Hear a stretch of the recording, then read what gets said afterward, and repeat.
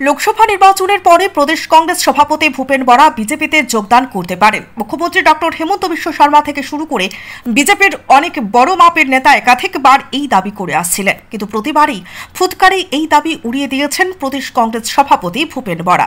কিন্তু ভূপেন বিজেপি নেতৃত্বের এই দাবিকে উড়িয়ে দিলেও কোথাও কিছু যে একটা খটকা রয়েছে সে নিয়ে গুঞ্জন চলছিল কংগ্রেস কর্মী মহলে। এর পেছনেই সঙ্গত কারণও রয়েছে। বিশেষ করে শিলচর এবং করিমগঞ্জ আসন উদ্ধারে তার তৎপরতা তেমন চোখে পড়ার মতো ছিল না।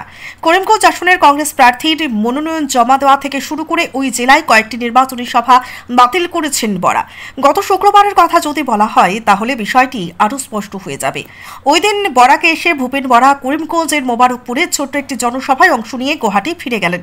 ভূপেন বরার ওই সভার পর আম জনতা আমতা আমতা করতে বলতে শুরু করেন প্রদেশ কংগ্রেস সভাপতির হাবভাব উত্তর করিমগঞ্জের বিধায়ক কমলাক্ষ দে পুরকাস্তের বিজেপিতে যোগদানের প্রাক্কালে তিনি সংবাদ মাধ্যমে যে ধরনের বয়ানবাজি করেছেন অনেকটা তেমনই।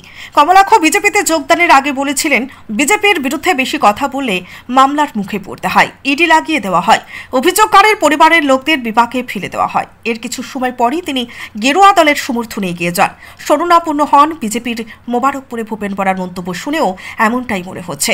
জেলার আম জনতার প্রশ্ন, তবে কি ভূপেন বরা সত্যি সত্যি বিজেপিতে ভিড়ছেন? মোবারকপুরের সভার পর এই প্রশ্ন এখন জেলার সর্বত্র উঠছে। সাপ দেখিছে, সাপে মুঠ সলায়, সাপে কেলে মুঠ সলায় নিজে শকত হ'বৰ কাৰণে, লম্বা হ'বৰ কাৰণে। কিন্তু আমি সাপ নহয়, আমি আদৰ্শ নীতি আৰু মূল্যবোধৰ ৰাজনীতি কৰোঁ। আমি অসমীয়া মানুহৰ স্বাৰ্থত ৰাজনীতি কৰিছোঁ, অসমৰ মানুহৰ স্বাৰ্থত ৰাজনীতি কৰিছোঁ, অসমৰ মানুহৰ স্বাৰ্থ সিদ্ধি কৰিবৰ কাৰণে আমি কেতিয়াও আপোচ নকৰোঁ। ইউডিএফে কৈছে যিহেতু আপুনিও আজিও কংগ্ৰেছ যেহেতু সভাপতি হিচাপে আহিছে, কিন্তু বিজেপিৰ হৈ আহিছে, কাৰণ এই কাৰণে আপুনি কৰিমগঞ্জত মিটিংখন কেঞ্চেল কৰিছে। বিজেপিৰ হৈ মই ঘূৰি ফুৰোঁ কাৰণেই মোৰ ঘৰ ভাঙিবৰ কাৰণে নটিচ আহি যায়। যোৰহাট থানাৰ পৰা মোক নটিচ আহি যায়, 4 ঘণ্টা বহি থাকিব লাগে। বিজেপিৰ লগত মোৰ ভাল কাৰণে CBI CIDৰ পৰা নটিচ আহে। মোৰ ভাইটো লখিমপুৰৰ পৰা আনি কৰিমগঞ্জ বৰ্ডাৰত থৈছে। মানে মোৰ বিজেপিৰ লগত ভাল কাৰণে ভাই বোৱাৰীয়ে 6 মাহত 3বাৰ ট্ৰেন্সফাৰ হয়। বিজেপিৰ লগত মোৰ ভাল কাৰণেই আজি মোৰ হেলিকপ্টাৰ লেণ্ডিং কৰোঁতে প্ৰব্লেম হয়। মোৰ লগত থকা মানুহে 1 লাখ 2 লাখ টকা লৈ পেলাই ক'ৰবাত গ'লে এৰেষ্ট হয়। কিন্তু বিজেপিৰ লগত ভাল থাকিলে হয়, আৰু বিজেপিৰ লগত যেতিয়া বেয়া থাকিব তেতিয়া আগৰ গছৰ বিজনেছ কৰিবৰ কাৰণে লাইচেঞ্চ পাব, মুখ্যমন্ত্ৰীক শ্ৰেষ্ঠ মুখ্যমন্ত্ৰী বুলি ক'ব পাৰিব। বিজেপিৰ লগত বেয়া থাকিলে ৰাজ্যসভাৰ ৰাষ্ট্ৰপতিত আপুনি ভোট দিব পাৰিব। এদিকে করিমগঞ্জের এআইইউডিএফ প্রার্থী শাহাবুল ইসলাম চৌধুরীও এই সুযোগে ভূপেন বরাকে নিয়ে কটাক্ষ করেছেন।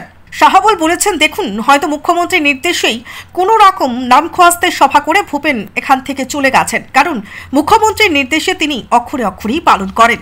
Bureau report, Barakbani news. Bhupen Bora কৰিমগঞ্জত আহিছে, কিন্তু কেঞ্চেল কৰিছে মিটিংখন। আৰু দেখা গৈছে জয়ন্ত মল্ল বৰুৱা আজি কৈছে তেখেতে যে তেওঁ আজি বিজেপিত যোগদান কৰিব। ইয়াৰ কি আঁৰত কি আছে, কি ভাবে আপুনি? চোৱা, এইটো সিহঁতেতো হেমন্ত বিশ্ব শৰ্মাৰ মানুহ, হেমন্ত বিশ্ব শৰ্মাৰ ইনষ্ট্ৰাকশ্যনত চলে। হেমন্ত বিশ্ব শৰ্মা মানা কৰি দিলে ইয়াত নহাৰ কাৰণে, সেইকাৰণে অহা নাই, কেঞ্চেল কৰি দিলে প্ৰগ্ৰাম।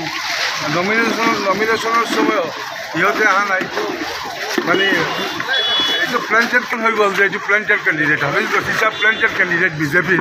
আৰু বিজেপিৰ ইনষ্ট্ৰাকশ্যনত কংগ্ৰেছৰ লিডাৰবিলাক চলি আছে, ইনষ্ট্ৰাকশ্যন ভালকৈ মানি আছে। এইটোতো ক্লিয়াৰ হৈ গ'ল এই ঘটনাটো লৈ।